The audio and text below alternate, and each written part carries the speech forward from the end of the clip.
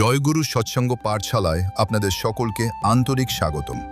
সৎসঙ্গের মূল উদ্দেশ্য হল মানুষের জীবনে সত্য, প্রেম, সেবা ও আত্মিক উন্নতি আনা।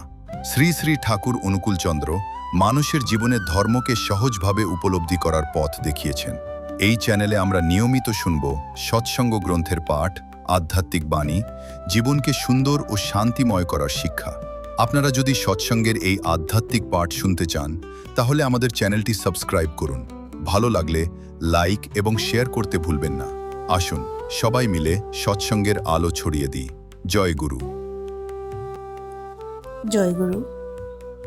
ঘটে যাওয়াটা বরং দুর্বলতা নয় গো, কিন্তু চেষ্টা না করাই দুর্বলতা। তুমি কোনো কিছু করতে প্রাণপণে চেষ্টা করা সত্ত্বেও যদি বিফল মনোরথ হও, ক্ষতি নাই, তুমি ছাড়ো না। এই অম্লান চেষ্টাই তোমাকে মুক্তির দিকে নিয়ে যাবে।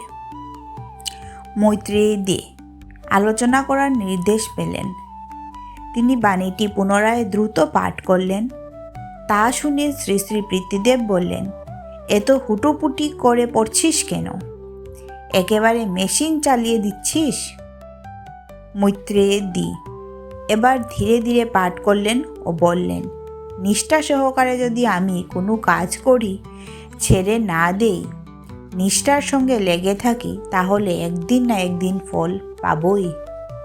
শ্রী শ্রী পিতৃদেব, ফল পাবই মানে কি আছে বাণীতে? এই অম্লান চেষ্টাই তোমাকে মুক্তির দিকে অর্থাৎ সাফল্যের দিকে নিয়ে যাবে। পিতৃদেবের চরণ প্রান্তে। তারিখ 30/5/80 ইংরেজি। জয় গুরু।